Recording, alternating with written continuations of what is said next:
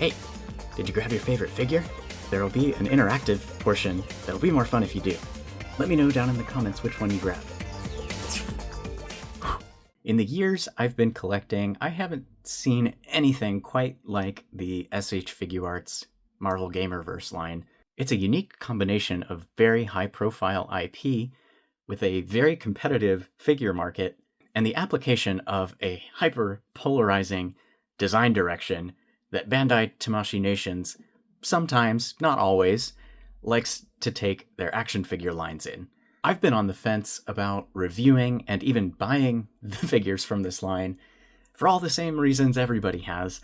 They're very expensive. I think everybody's becoming more price sensitive. High-profile IP doesn't come cheap, so these are on the upper end of tolerable price per value.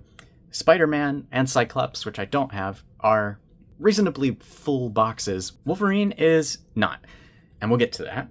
They're $100 US, and before you come at me, I know 9,900 yen is around $60 US. Please lend me your portal to Japan, and I will adjust the cost accordingly. But for real, this is the retail price set for the US by Bandai. It's completely aligned with the 100-to-1 yen to dollar ratio that they have been using for years, regardless of the conversion rate. I got this figure from Hobby Genki for the 9,900 yen plus 4,500 yen shipping, which came to around $95 US. And I imagine this might be a lot of people's first serious look at figures from Bandai Tamashii Nations. And if that's the case, and you take these at face value and compare them to other brands, Marvel Legends, Mafex, Kyoto, even other lines from Bandai, you're probably going to come away scratching your head. If you're someone who doesn't like too many cuts on your action figures, this line seems to be actively trying to ward you off. And even if this isn't your first foray into collecting Bandai figures, while this style of design might be familiar, it also might seem kind of outdated, as it's something that has been used in the past on their big lines, Kamen Rider, Ultraman, Dragon Ball. It's kind of been phased out over the years, leaving Marvel kind of holding the bag, so to speak, carrying the torch for whatever was motivating Bandai designers coming up with this. And as someone who's in the latter category, I collect a lot of Dragon Ball for the most part, I went through a period of frustration with the design direction Tamashii chose for this line. But behind that frustration, there's a tension. And that tension comes from the fact that despite all the very well documented grumbles and gripes about these figures, on a subjective level, there is something so striking about them. There are pockets of brilliance, and where there is weirdness, there is also intentionality. And that's what we're going to explore in this video. That's what my channel is all about. I started this channel to explore action figures with mechanical literacy, and puzzling figures like these are exactly the sort that I actually really enjoy applying that to. If it helps, don't think of this as a typical review. I'm not going to give scores, make recommendations. I have an idea of what these figures are optimizing for, why that doesn't align with what people expect, and the fact that they delayed Psylocke to rework and incorporate feedback from the first three figures is a sign that the line's going in a good direction from here. It looks like it's going to smoke every other Psylocke figure, and it seems to be Bandai rising to the occasion and delivering what people really want from this line, which is not just great Capcom-style Marvel figures, but really great definitive versions of Marvel characters in their sort of classic 90s appearances. So with all that said, let's dig in. The box is a typical SH Figuarts layout, big full-color product photo on the front, cutout window showing the figure, brand logos around the border, Bandai Namco, SH Figuarts, Marvel Gamerverse, Bandai, Tamashii Nations, holographic quality sticker, designed by Tamashii Nations in Japan, Bandai Spirits, made in China.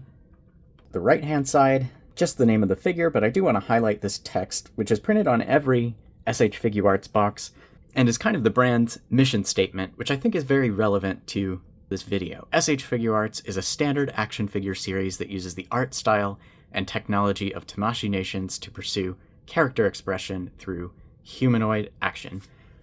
We'll come back to that last phrase and its relevance. Around the left-hand side, you'll find a character photo pass through this like purplish filter, which might seem kind of strange at first, until you consider the fact that they did the same thing on their reissue Street Fighter figures. Strange coincidence. It also happens to go rather nicely with the Storm Arena boxes, if you are so inclined. And around the back, a little collage of more color photos. Get a good look at this Wolverine Fatal Claw background. I'm not going to take it out. I don't know who started the trend that all fighting game figures are required to have a cardboard print backdrop. We have warning choking hazard small parts not for children under 3 years, ages 15 and up. Quick peek at the bottom and the top, and let's break him out. Do your thing, Wolverine.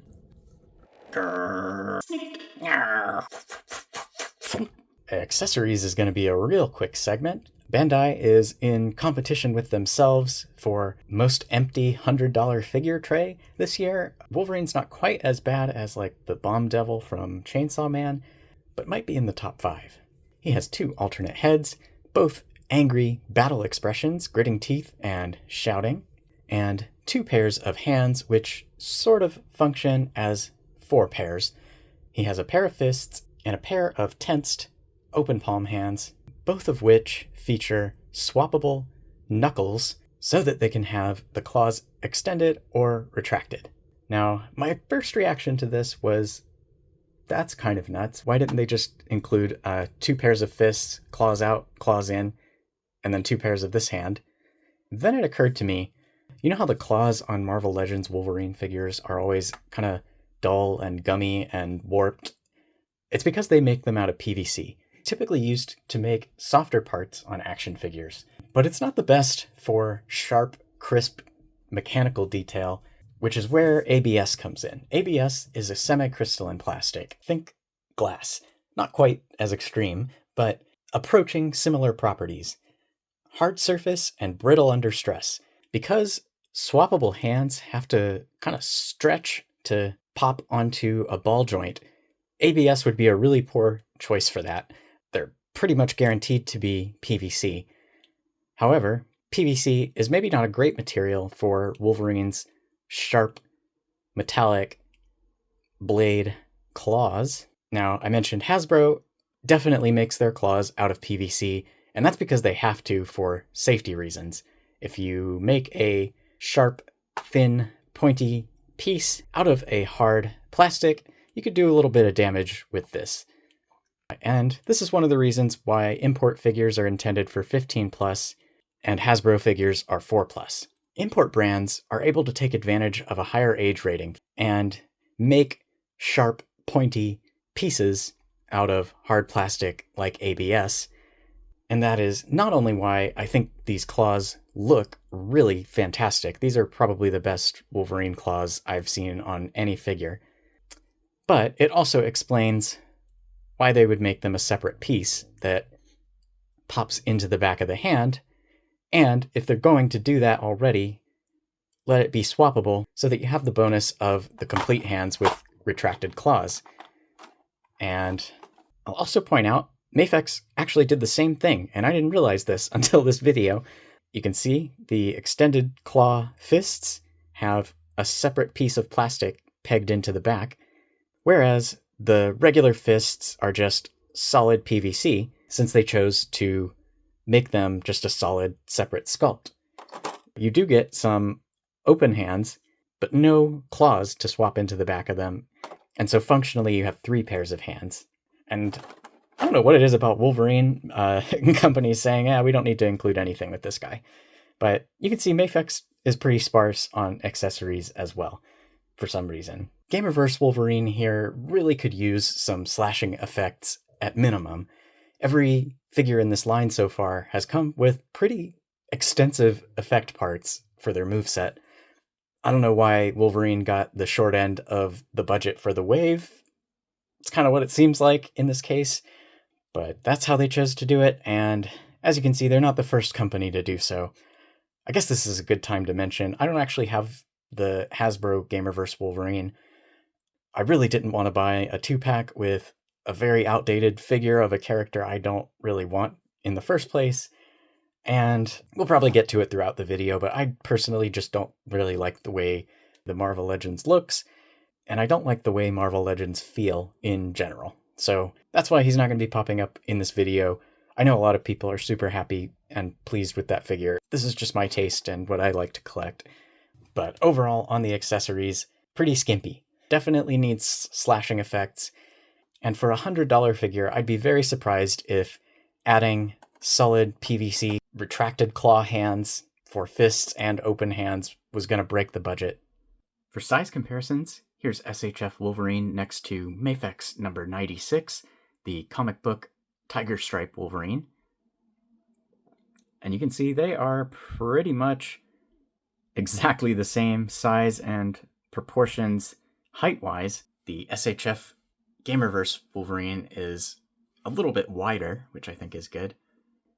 And on the right, the SHF Gamerverse Spider-Man, who is appropriately just a touch taller than Wolverine. SHF Dangerous Pride Vegeta and Games Begin Goku. And you can see, minus the hair, Wolverine's actually a little bit taller than Goku.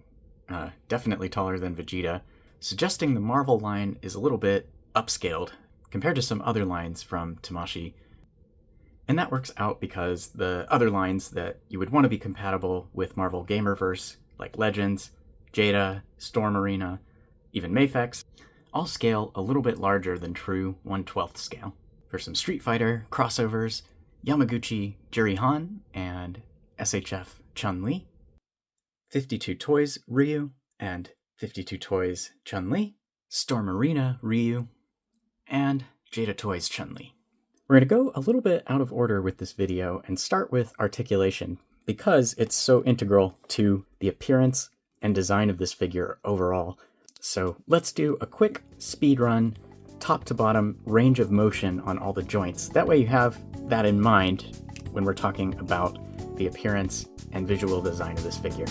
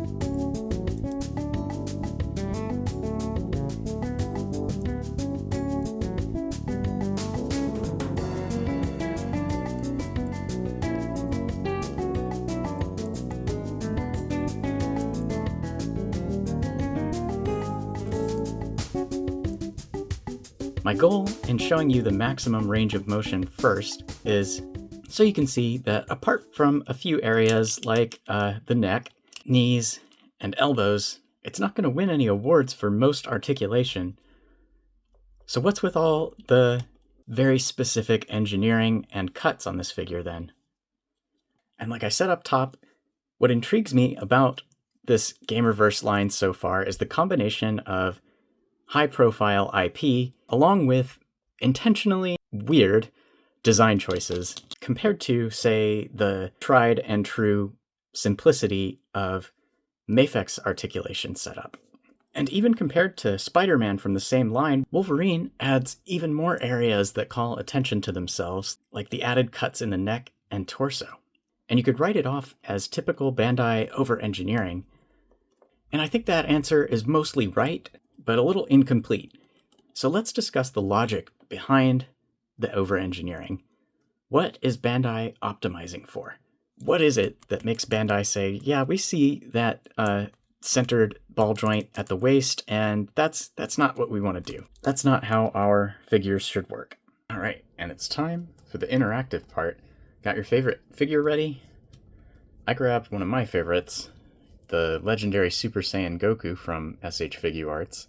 Ever since I got this figure, I love how effortlessly it just falls into cool poses. You ever notice how some figures resist cool poses while others almost guide you to them?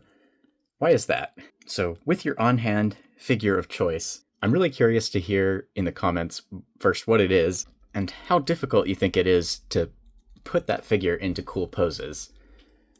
Because what I'd like to do now is discuss the design principles behind easy, effortless posing. This is something I'm learning myself, and so I thought it'd be fun to do a little crowdsourced learning and figure out some ideas together. Let's set accessories aside for this one and just focus on the base figure. So first off, I'm going to draw an enormous box called Mechanics, which get a lot of airtime in reviews, and rightly so. It's tactile, and it's what puts the action in action figures. There's of course range of motion, which steals most of the spotlight most of the time, and some figures optimize for and excel at that first and foremost. And Wolverine, while he's great in a few places, is not one of them. His range of motion is mostly pretty average. Average isn't awful, but it is a little strange when it looks like there was some above average effort put into designing the torso that way. And that's part of what really intrigues me about this figure, and it's why I decided to demonstrate his range of motion early on, so that we may focus on understanding why it's designed this way. Joint tensions are another pretty intuitive one. They shouldn't be too tight or too loose. Wolverine's, for the most part, are very good. The shoulders are super smooth on mine, as are the elbows. The neck is solid. The ankles are really solid. The only place mine's a little squeaky, but not necessarily too tight, is his right hip. Only for a moment. Now it's being quiet. I have seen some people with what seems like a QC issue where the mid-torso joint is like floppy loose. I wonder if the socket is cracked on those copies.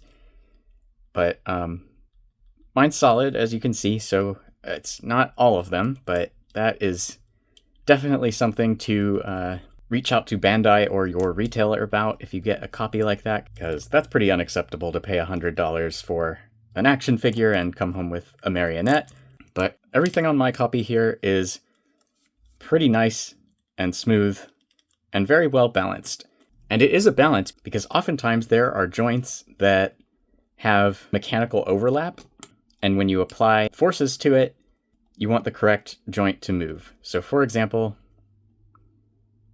this butterfly joint has just slightly lower tension than the inner arm socket. So you can see there I am putting a little bit more force to move the arm around inside the socket. If I put less, only the butterfly joint moves. And I don't know whether you want the big joint to move first or the small joint, but it gives this a specific motion profile that I can work with. It's not ambiguous which one's going to move. And this is something that figures get crazy wrong all the time, where especially in areas with concentrated joints like shoulders, you try to swivel the arm around, and instead of the arm swiveling in the socket, the butterfly joint rotates and stuff like that.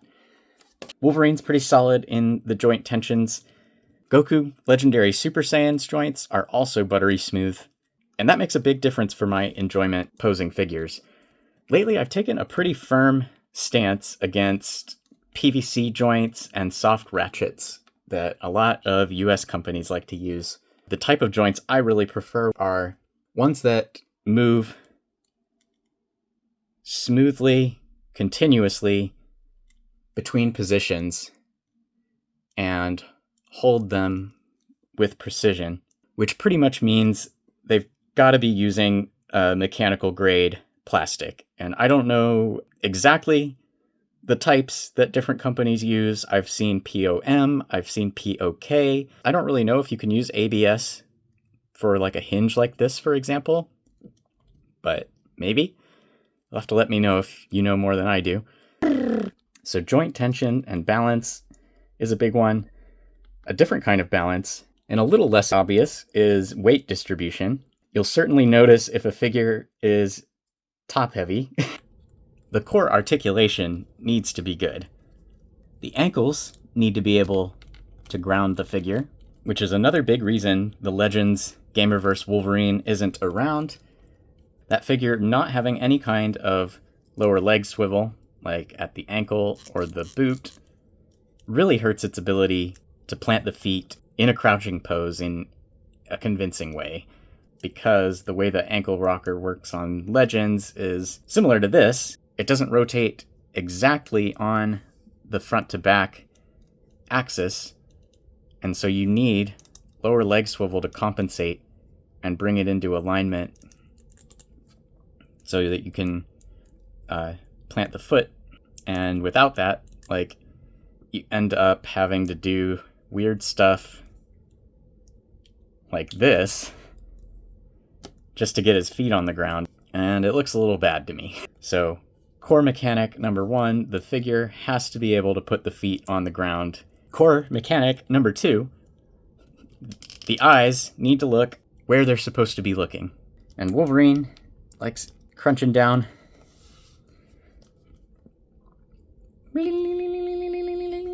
They are locking eyes right now, and that is super important. And it's why I'm always getting onto Dragon Ball figures that can't look up.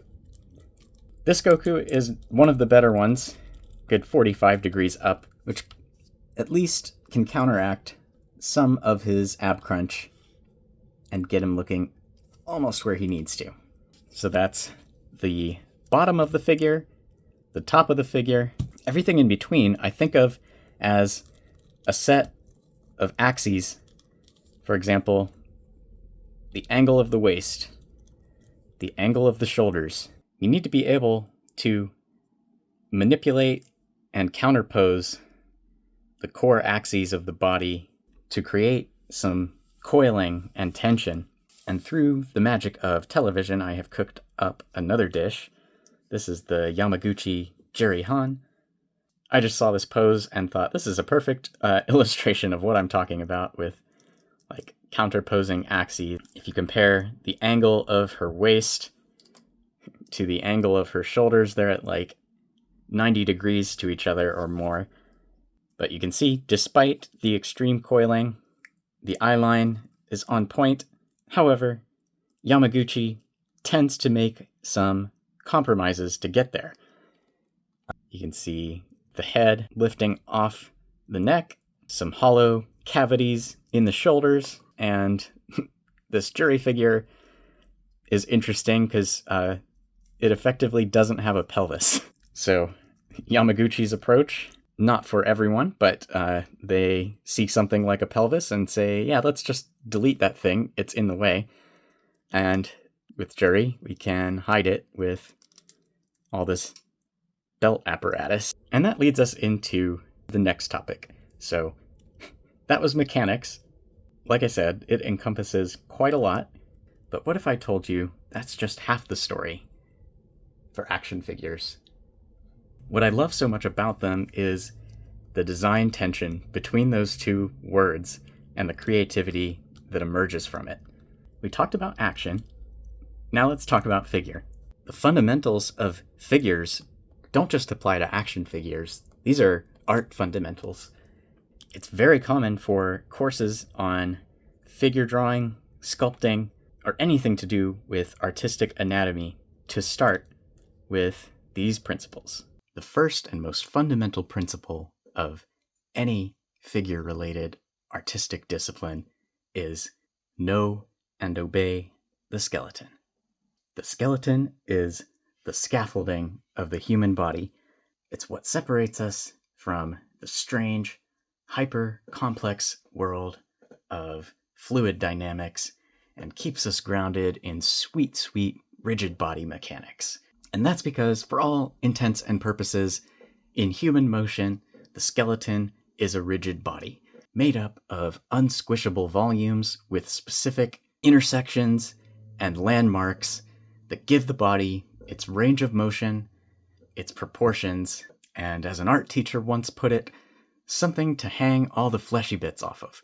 It's orders of magnitude less complicated. You can describe the motion of rigid bodies in 3 dimensions with just a handful of data points, whereas fluid simulations require millions and millions of data points. If you learn the basic volumes and their connecting joints, you have the basis to draw, sculpt, 3D model a body in any pose that body can realistically achieve. That last point is critical to understanding Tamashii Nations and where this Wolverine figure comes from. So we're going to keep the skeleton in the back of our minds and talk about the second principle, which is once you have the bones, it's time to start putting some meat on the bones. And I would describe Tamashii Nations as having silhouette discipline. For example, it's very important for Wolverine to crouch and hunch forward. It's one of his signature poses. Tamashii Nations pays special attention to signature poses like this and tries to ensure that the basic forms are not broken and the critical aspects of the silhouette, like the rounded, hunched shoulders, are achieved. Another signature design for Tamashii Nations is this particular hip joint. Instead of a ball peg or a drop-down ball peg, for years now, Tamashii has been using this swivel hinge design. And the reason for that is you can see, for example, the line of this muscle matches up to the top of that joint. And that is intentional. This is something Tamashii has explicitly talked about on their blog posts, and I'll get to the Tamashii blog in more detail in a moment. But there's a reason Tamashii uses this specific joint. It's so that when the character's crouched and has their legs partly spread, there is some continuity to the silhouette of this inner thigh muscle here. Compare that to Mafex with the more traditional drop-down ball peg, which is really where Tamashii Nations came from prior to developing this design. And you can see the reason why they would develop such a design is to get rid of this mechanical sloppiness, for lack of a better word.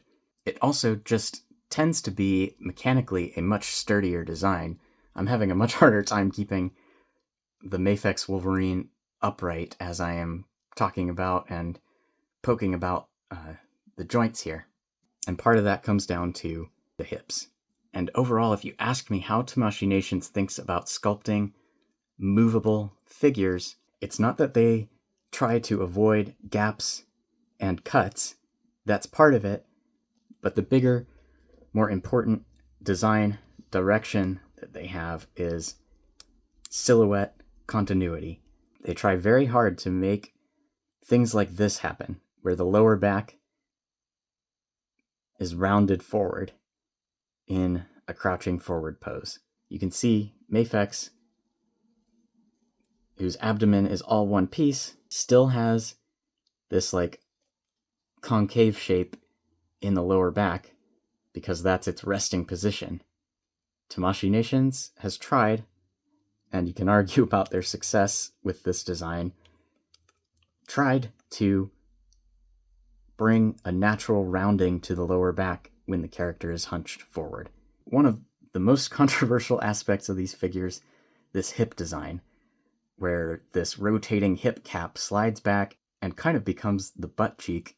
But again, that's an important silhouette choice, and you can see why in profile here.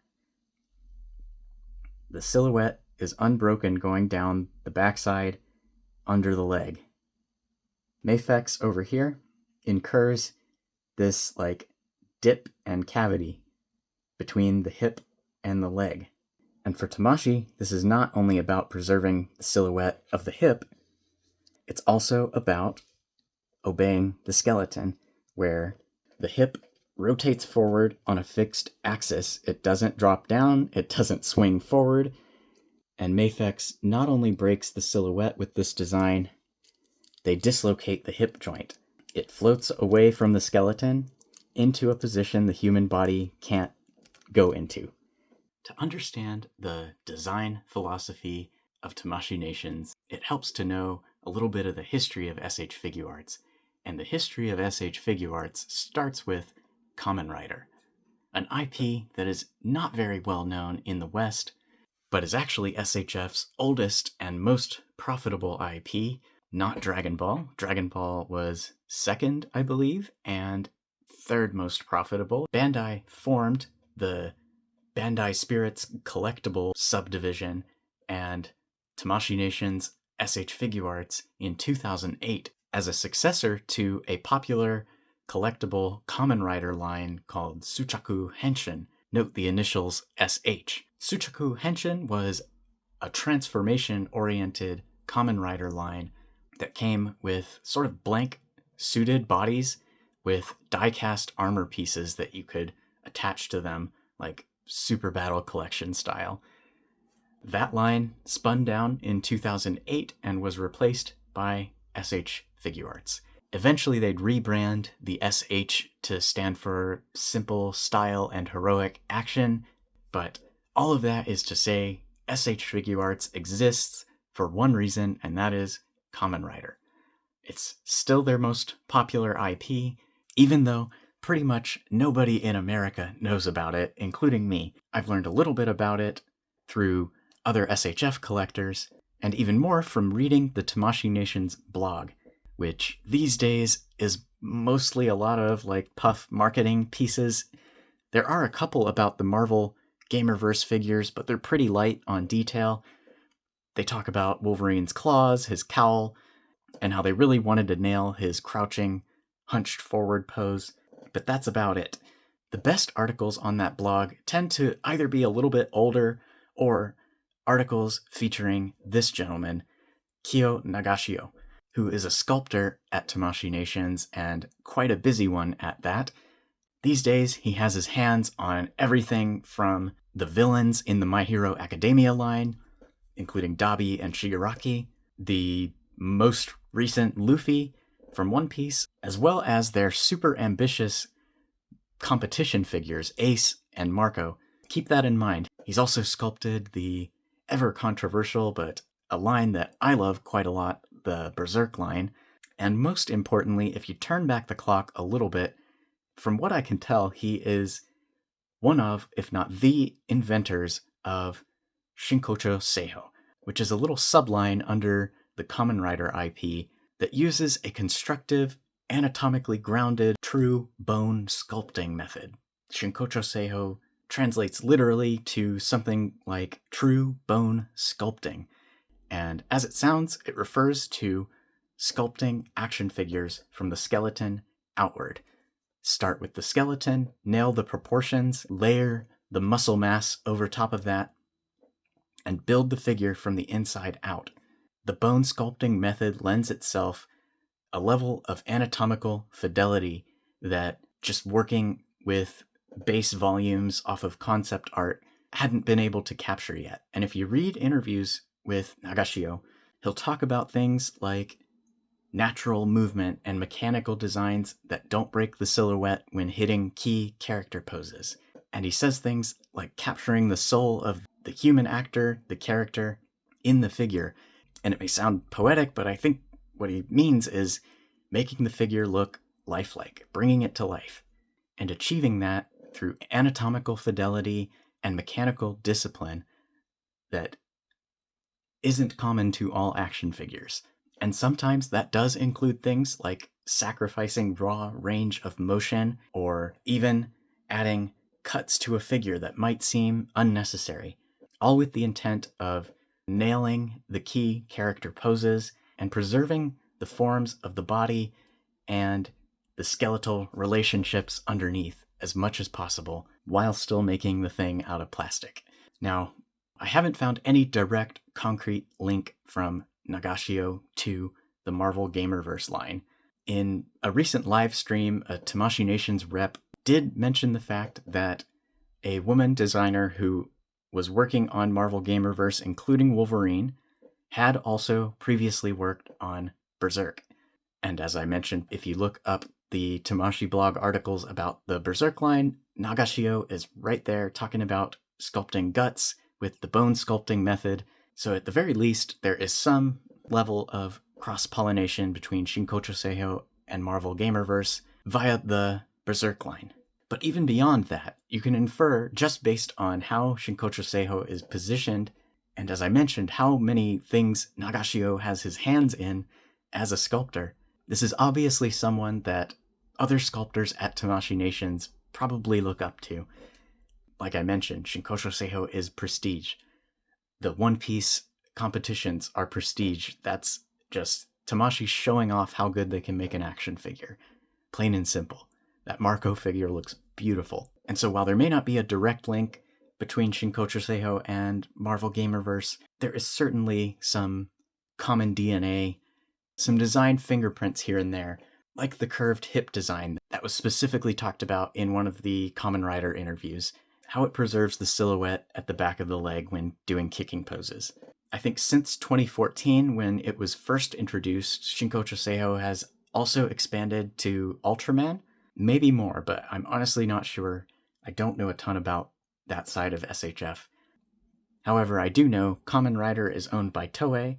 Yes, that Toei might have something to do with Dragon Ball being the second SH Figuarts line in 2009. In addition to Kamen Rider and Dragon Ball, Toei has also made a Spider-Man live-action TV show, deeply inspired by the Kamen Rider toku genre, where it's kind of just like a martial arts guy in a suit with some weird gadgets, not necessarily how we think of Spider-Man as a comic book superhero, but very much Spider-Man put through the toku filter. And yes, SH Figuarts has made Toei Spider-Man as an action figure, and yes, it does have the exact same crotch design, abdomen design as the Marvel Gamerverse figures. Sometimes I wish I could be a Japanese-speaking fly on the wall over at Tamashii Nations to have a full, clear picture of the design decisions that go into every figure. Unfortunately, we don't have that, so we kind of have to piece together this loose web of information. The most speculative comment I've made is the woman sculptor linking the Berserk line to the Marvel Gamerverse line. Take that one with a grain of salt. But I am quite confident that the bone sculpting method, its anatomical fidelity, and emphasis on natural human body mechanics has been deeply influential at SH Figuarts for the last 12 years since its inception, especially for live-action brands like most of Marvel. Keep in mind, the Gamerverse line is really their first foray into non-live-action Marvel. I suppose they did one of the PlayStation Spider-Man suits. And so keep in mind that Marvel at SH Figuarts is built as a live-action brand with live-action Kamen Rider DNA behind it. And I think these figures will start to make more sense to people. SH Figuarts uses the art style and technology of Tamashii Nations to pursue character expression through humanoid action. The technology of Tamashii Nations, like this rotating hip cap design, used across lots of lines including Dragon Ball, that lets you bring the leg forward while maintaining this curve. An art style that chooses silhouette over solidity and even embraces hard edge cuts when they help the eye continue along the contours of the form rather than bending the form to fit the engineering. And it's a brand that's proven it's willing to put hard limits on articulation in service of maintaining the forms of the body. A famous example being the 2.0 Goku and Vegeta abdomen joint that has a hard limiter that just protrudes from the joint only for the purpose of limiting the range so that you don't bend the back at too sharp of an angle and introduce a big gap.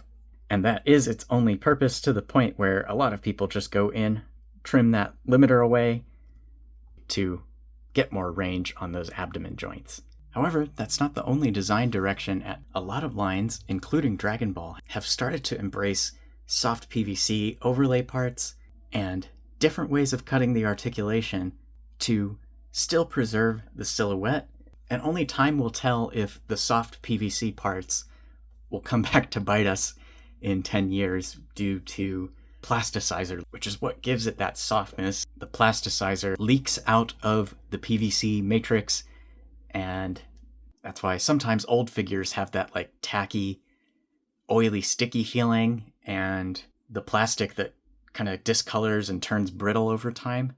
Over how much time? It's really hard to say. 10 years, 20 years, 50 years. I'm not going to be here forever. The toys aren't either. But the toys going bad in 5 to 10 years is a big difference compared to 20 or 30 years. So it's worth thinking about, and it's not something you can really address in a review the week you get the figure.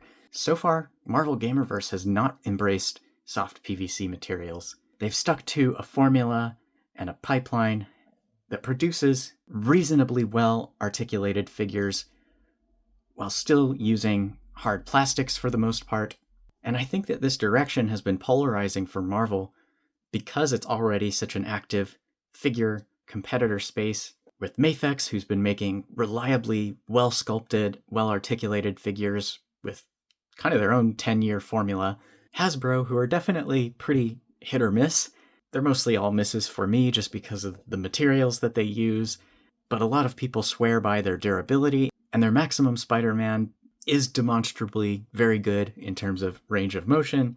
I think SHF's closest competitor in Marvel is, unfortunately for them, Kyoto, who just put out a symbiote Spider-Man that has like a 180-degree ab crunch. When that's your competitor, you can understand some heat being applied when Spider-Man doesn't really hit a 4-point crouching stance. Granted, as we discussed, Kyoto makes all sorts of compromises in terms of anatomical fidelity. I don't have a good example of a male figure from them, but a lot of the time when you raise the arms or position the neck, parts float away from the body in ways that parts don't float away from the body. Maybe SHF is trying to carve out a space for themselves with a greater level of sculpt and anatomical fidelity. And the other reason that's controversial for Marvel Gamerverse is it's a live-action design philosophy being applied to comic book characters who are not always drawn with 100% anatomical fidelity. And the Season 3 Mando is here because this figure is actually like one-to-one exactly the articulation scheme of these Gamerverse figures. Everything, including the hip caps, the slightly wide leg stance, this specific like 3-prong elbow joint design that isn't on every figure, the elbows that don't straighten out all the way, the butterfly joints that are pinned in the front and swing forward, the shoulder joint with the ball exposed at the top, the cover pieces over the ankle joints. It's the exact same articulation blueprint. I actually really like this Mando figure, and for a live-action guy in a suit of armor, the articulation is actually really good. But I think people have different expectations when it comes to comic book characters, especially when the shonen anime side of Tamashii Nations has evolved, embracing a more fluid and flexible approach to movement. The other reason to talk about Wolverine's articulation first is I think the way that we structure reviews about figures and talk about them online leads to a lot of like one-size-fits-all thinking and snap judgments based on singular images of figures. And a lot of the time, it honestly leaves me scratching my head to the point where, for instance, I knew nothing about Berserk and bought this figure based on the dissonance between the negativity I was hearing and the work of art that I was seeing. And it's one of my favorite pieces in my collection and has become one of my favorite stories after reading it. And I think sometimes we just don't give enough time to shine. All reviewers, myself included, have a certain formula, and the formulas often have gaps. And it can lead to some pretty illogical places, like double hinge knee is always best, even if it looks like a rectangle. My 90-year-old man figure can't do a perfect side split. Bandai hates me. And if the figure can't lick its own toes, it wasn't worth making in the first place. And maybe you have a point for acrobatic characters like Spider-Man, but then again, where there's a will, there's a way. Aesthetic direction is another decision that I'm sure not everybody is going to agree on. These are very clearly inspired by the 90s Capcom era, and the question of basing the figure on the Bengus key art illustrations, the in-game pixel art sprites, something in between. And so far, Bandai's approach has been kind of unique for every character. Cyclops looks more like the Bengus illustration, Spider-Man more like the pixel art, and Wolverine isn't exactly close to either. In some ways, they're almost Bandai's interpretation of idealized versions of their 90s costumes. And that may not be for everyone, but I actually kind of love it because I like Bandai's aesthetic taste and I like what they have done so far. Wolverine is muscular and stocky without veering into the like beefy kind of grotesque look that the sprite has. If you want that look, the Marvel Legends has you covered, but it's actually one of the reasons I don't really like that figure. It's certainly accurate, but to me it just looks kind of gross, and I just don't like it. This stays a little closer to the illustrations, while making them more anatomically possible. Wolverine's arms are doing some funky stuff in some of those drawings. What I love about it is it also kind of borrows some of the animated series clean aesthetic. I think the colors are closer to the animated series, this pale golden yellow and light blue. And I think it's Bandai playing to one of their strengths, which is precise execution of sharp, clean designs. And it's doing something unique that makes it stand out in a world where there's already the Marvel Legends that looks just like the sprite. There's the Mafex, if you like the Jim Lee comic book Wolverine, and Bandai's interpretation, which is kind of Wolverine through a Bandai filter. It's a big swing on their part, but for me, it's a solid hit. Getting in nice and close to look at the gritted teeth face, I love the way they've done Wolverine's cowl. It has the fierce, it has that ferocious, extra spiky silhouette that is reminiscent of the games and the animated series. Even compared to another high-end figure like Mafex, look how much cleaner the yellow is over the nose. Mafex has, for some reason, always struggled to maintain clean paint lines. I think in both cases the head is molded yellow with the wings painted black. I love how clean Bandai's line work is to the point where there's actually like a little seam that you can see sculpted in where the wings meet the yellow at the nose. You can even see his nostrils if you look up from underneath. The gritting teeth are a little bit simplified. I think that they are digitally printed on there. And then there's just a little bit of brown lining around like the gums. The expression is good. Good crease in the brow. The little beady white eyes. The beady little white eyes. The lines around the cheekbone are nice and straight. And turning him all the way around, that's what it looks like from the back. Now let's talk about the neck joint. I don't think this cut in the middle of the neck is about adding more range. And that's for two reasons. The first is it practically doesn't add more range. Compare it to Spider-Man, who doesn't have the cut, and they're about on par. The second reason, if you saw the articulation section where I took it apart, there isn't actually another joint in here. This is just a floating cover piece. So it's really the same joint setup as Spider-Man. The only difference is this lower piece can kind of wiggle back and forth to, in theory, cover any gap. In practice, however, they've made both the cover piece and the mass of the neck itself out of PVC, and as a result, there tends to be too much friction in there for this cover to move the way it's supposed to and cover the gaps. And it's a shame because you can't really lubricate it or you'll end up with like a shiny surface on this lower neck. But just to show you, like if I specifically want him looking all the way up, in theory, I should have that much coverage of any gap in the lower neck. And that's what it's supposed to do, which is really good. It's pretty much right on the money as far as hiding that gap. But in practice, this doesn't really happen because that cover piece just kind of gets stuck. Watch now, if I tilt him all the way forward and then lean him back again, now there's a gap. You can kind of work with it if you put a finger on it while you're posing and try to hold it in place so that it covers a little bit more. But even still, that's not quite as good as it was when I took it apart completely and posed it. From this angle, we can see what I think this cut in the neck is really about, which is being able to make the main mass of his neck thicker.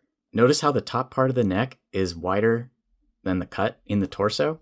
That is kind of a classic Bandai trick. Hard cut, but follow the silhouette that lets them be economical with the amount of space taken up for the neck opening. Why do they want that space? Well, look what else is taking up space along the top of the torso. We have these tiger stripe design elements, which shouldn't be compromised too much. Mafex is a great example of compromised too much. Mafex placed theirs a little too close to the shoulder and had to paint part of it on the butterfly cap. And, I mean, people have complained about this since day one on this figure. Another thing people complained about with Mafex is he doesn't look stocky enough, and part of that is the neck. Wolverine's neck should be thicker than his jaw. That is a design feature of the character. Bandai pulls that off with their little silhouette trickery. Mafex compromised and pinched in the neck, which makes him look thinner. You can see Bandai managed to make their butterfly cap significantly bigger while avoiding the pitfall Mafex ran into with having to put part of the stripe on the butterfly. And why would they want to make that butterfly joint so big? Well, it lets you do things like this. Bring the shoulders all the way up, and immediately Wolverine looks tensed, poised, ready for action. Compare that to Spider-Man, who has very little cut out of the top of the shoulder and can only bring his arms up to about here. That's not quite enough for one of Wolverine's key character poses. He needs to be able to bring his shoulders up. He needs to be able to bring them back. He needs to be able to round them forward, all while keeping the silhouette of the shoulders intact, leaning forward and looking straight up. It's a particular character specification. And so when I encounter engineering choices that seem weird, instead of just closing the thought, oh, it's just Bandai being weird, I like to ask myself why. And with Bandai, a lot of the time it comes back to anatomical fidelity, natural movement grounded in the skeleton, and focusing on the key attributes and poses for the specific character. And it's something that really helps me to appreciate these figures for what they are. Let's talk about one of the more challenging aspects of this figure, the way they did Wolverine's arm hair, which is a series of kind of squiggly lines carved into the length of the arm on the outside with incomplete black lining painted in. I've seen people say, the lining looks sloppy, that needs panel lined. Why did they carve the texture in? Shouldn't hair be on the surface of the sculpt. Zoomed in like this, yeah, it looks a little erratic and sloppy. At a normal distance, however, I think the desired effect comes across a little bit better. I think it's meant to give the impressions of arm hair. The combination of dark black lines, thin, kind of spotty lines, and sculpted lines gives the illusion of like a three-tone texture. Hair normally has like a sheen to it. It's very thin and small. I think the idea here was to give an impression of arm hair that doesn't call attention to itself. You can argue about the success of that. Of course, there's been lots of Wolverine figures, and we've seen lots of different approaches to the arm hair, including Mafex, which did this finely printed line stippling all down the arm. It's pretty good, except for the fact that it's much darker on the shoulder than the rest of the arm, and it appears to be done in blue for some reason. There's also the approach Hasbro took with their MVC Wolverine, where they just did kind of like a series of solid black lines, which Bandai has actually even done before. This is Mr. Satan from Dragon Ball, who has a very similar series of solid black lines for arm hair. Why they didn't do that here, I don't know. I'm not sure this idea translated to plastic very well. Especially if they were counting on people doing any kind of close-up photography with the figure. It doesn't really bother me. I honestly just don't care that much about Wolverine's arm hair, and I'm good with the vague impression of arm hair being on there. So you can see Wolverine's tiger stripes are all sculpted in and then painted in black, and they're pretty cleanly done. They did pull a Mafex on this one along his side, and had it cut into the butterfly joint so that there's a section of it that has to raise out when he raises the arm. His shoulder armor is just on ball pegs that go into the back of the shoulder. Kind of like some of the old Goku figures, but a little less annoying and in the way. They get a pretty good range of motion and do a very good job covering the space between the shoulder and this butterfly socket. While we're looking at the shoulder, interesting thing to point out, it's actually molded yellow. I'm not sure why his shirt needed to slightly extend onto the arm, other than maybe when they raised the arm they wanted the shirt showing a little bit. I'm not too sure about that, but it also means they did paint the outside of his shoulder in skin tone, and you can tell it looks painted compared to the rest of the arm that's molded in the skin tone. I really like the way that this shoulder joint has been designed, and to me it's kind of a more effective version of the like Yamaguchi clamshell chest. I think having the chest kind of expand from inside works a little bit better, and I think it's an important feature for Wolverine to really be able to articulate his shoulders in and out like that. So they did a nice job paying attention to that. Around the back, similar idea. You can kind of see a little bit of like shoulder blade extending out. Good amount of muscle sculpted down the center around the spine. Where things start to get a little crazy is down towards the bottom of the torso, where there's this like three-part midsection. Similar to the neck, this was another design choice that wasn't immediately legible. And the reasons for that are kind of the same. It doesn't seem to add a ton of range compared to Spider-Man. So what's going on here exactly? Well, let's think about our questions again. Does this have something to do with anatomical fidelity, obeying the skeleton, silhouette discipline, or achieving a key character pose? I think the last one is pretty obvious. A key character pose for Wolverine is hunching all the way forward, but Spider-Man hunches forward and doesn't have that cut, so maybe our work's not done quite yet. Well, let's think about the skeleton. Torso joints on figures are trying to mimic the very complex movement of the vertebrae in the spine. To understand Wolverine, I think it's important to understand some basic mechanics of the spine. Its resting position is kind of this S shape. It curves in at the bottom, then back around behind the rib cage. and then in again as it goes up into the skull. And that curvature helps everything in the body stay balanced, and it also gives you some clues as to how the spine moves.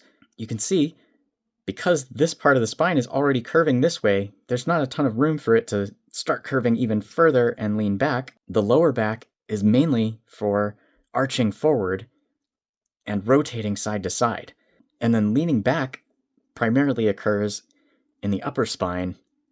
And when I took apart Wolverine, I found the joints are set up exactly to mimic those mechanics. There's a small ball joint at the waist that's offset towards the front, and it primarily rotates forward. There's a centered ball joint in the middle of the abdomen that allows a little bit of twisting. Admittedly, I think it could use a little bit more twisting than this, but also contributes to forward ab crunch that still manages to leave the belly button in place. It doesn't scoot behind the waist. And then there's a third ball joint at the top that's biased towards the back, and that's where most of the leaning backward range comes from. So I do think the joints have been placed to replicate the movement of the spine. What about silhouettes? Well, we touched on that a bit, talking about the rounding in the lower back. When he crunches forward, you can compare to a figure like Jury. You can see the lower back in a resting position is arching backwards, and you can see when she leans forward, her lower back is still arching backwards. So if one of your key character poses is leaning forward and looking at him from the side because he's in a fighting game, it might motivate you to do something like this and put this kind of mid-abdomen joint that, I'll be honest, doesn't work out perfectly, but does at least give you some rounding at the lower back and reduces the amount of inward curvature bias that the sculpt has to have in a resting position. Another critical feature for Wolverine are his claws. We already talked about why they would make them separate parts from the hand so that they could make the claws themselves out of ABS. And so far to me, they are both one of the highlights and lowlights of this figure. They are highlights in that I think they look fantastic. The sculpt is sharp, the paint is beautiful metallic silver, but I say they are a highlight and a lowlight because one common issue that people are having is they do tend to fall off when posing the figure. I find the best approach is pose the figure, then put the claws on, and maybe do some fine adjusting, but just keep in mind if you're trying to move the arm around, it's very likely you're going to knock the claws out. That could also be seen as a durability feature. I've had a couple instances where I'm trying to balance him and Wolverine will topple over onto the claws, and the claws, luckily, fall out of the hands instead of staying in place and breaking. However, I have had a weird problem with my copy of the claws that go into the right fist. You can see the ones on the left fist are nice and straight, nice and equal length. I think something went wrong with molding the claws on his right fist. Maybe the mold just wasn't filled all the way. And so you can see this top claw is both shorter than the other two and kind of starting to curve inward. This one, fun story, was also starting to curve inward. They weren't like that out of the box. It's something they started to do after a week or so. It's one of the reasons why this video is so delayed. I got to experiment with trying to straighten ABS plastic. This is not PVC, so you can't just dip it in hot water, hold it in place, and let it lock into a good shape. ABS is very temperamental to work with. You can heat it and soften it, but you have to do it very slowly. It only stays pliable for a very short amount of time. ABS will cool quickly and become brittle, and if you're not careful and you're trying to bend the claw back into shape, you might end up snapping off the tip like I did on this bottom claw. I managed to surgery superglue it back into place, but you can see obviously there is still a bit of a crack where it broke off originally. I don't know why only that side has that problem with the claws. I'll try to reach out to Hobby Genki and see if I can get a replacement claw just for the right hand. I love that the claws come out of the knuckles. They're not like on top of the knuckles like a lot of figures are. They come through the gaps in the knuckles. I think that's really cool. But again, a trade-off with this swap out design is it's going to leave gaps in the back of the hand. There's visible cuts. The replacement caps are all keyed. This one is labeled with an A. And as you can see, again, it's not a totally seamless fit. However, with this design, if it is going to be a totally seamless fit, that's maybe not a good thing either. As you can see, the open hands are much more seamless. It really requires some kind of tool that I can use to like get in there and poke them out. You can't really just like grab it. It's too small. There we go. And yeah, I'm worried that'll damage a little bit of the plastic here over time, but anyhow, you can see this hand's marked with a letter B. Let's find the claws for letter B. This one's B, so these should slot right in. And there you can see the open claw hands have the claws fanned out a little bit more. I really like that they included these two different claw gestures. I think the open hands give an extra bit of ferocity to the poses, and once again, they're essential to some of the key character poses from the game. The open hands seem to hold the claws much better, to the point where it becomes a little scary to get them out. So we're just going to leave this one in for now. I'll figure it out later. Now let's talk about the hips on these figures. This rotating hip cap design serves a couple of purposes. As we already discussed, it helps keep the back of the leg silhouette intact when raising the leg. The classic superhero underwear that doesn't go straight up the inside of the leg and over to the side of the waist, but instead cuts an arc across the top of the leg, leaving no room for hip rotation. The Hasbro Gamerverse Wolverine has the same cuts. They just put this cap piece on the leg instead of over the top of the leg.